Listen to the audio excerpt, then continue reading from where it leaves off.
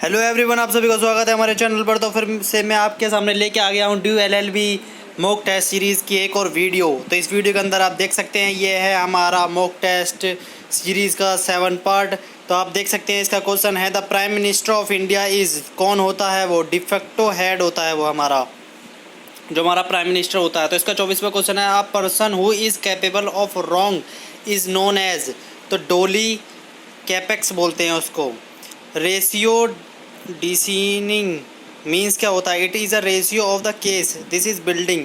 आप इस क्वेश्चन को पढ़ सकते हैं, ये मॉक टेस्ट सीरीज़ के चल रहे हैं आपके सामने। 26 जो क्वेश्चन है when a legislation is said to be रिपोर्टेटिव legislation it means it can be applied for back date. 27वां क्वेश्चन आ गया in which case the supreme court held the article 21 include right to die. तो किसके अंदर इन्होंने यानी कि आर्टिकल 21 इस्तेमाल किया था? तो ये था रामनाथ गोवाबासु पाथानिक वर्सेस यूनियन ऑफ इंडिया के बीच में। Guidelines for protection of witness were issues in. तो नीलम कटा केस के अंदर कहा गया था गाइडलाइंस ऑफ प्रोटेक्शन को जो की गई थी। When a person aids the commission of an offence he is called abettor कहलाता है वो। 30 क्वेश्चन आ गया है crime of unlawful demanding of destroying property by fire is called. तो ये arson. An insolvent person is bankrupt होता है वो। ये सारे आपके लीगल क्वेश्चन नहीं है, ये इंग्लिश से क्वेश्चन पूछे गए हैं आपके। तो आप देख सकते हैं यहाँ पर इस तरह के क्वेश्चन आता है। और ये आगे आपका how many times has the preamble of constitution of India been amended? So for once time हुआ है ये। 35 question liberty eligibility and fraternity is सेलगोन। तो ये है फ्रेंच रेवोल्यूशन के अंदर किया गया था।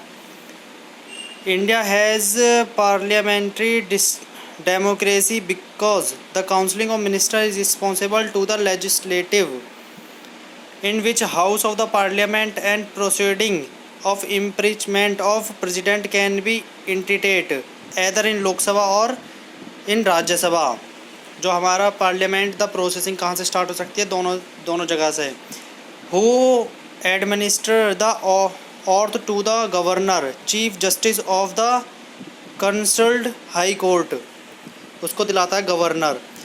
39 क्वेश्चन आ गया which one of the following is not a judicial power of president of India?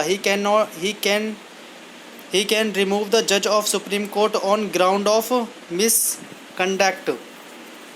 और आपके सामने 40वां क्वेश्चन आ गया the vice president of India can resign from the office eight N time by the addressing the registration letter to the prime minister of India को दे सकता है, यानी कि हमारा जो प्रेसिडेंट ऑफ इंडिया को दे सकता है। सॉरी, प्राइम मिनिस्टर बोला, ये प्रेसिडेंट ऑफ इंडिया है इसका आंसर।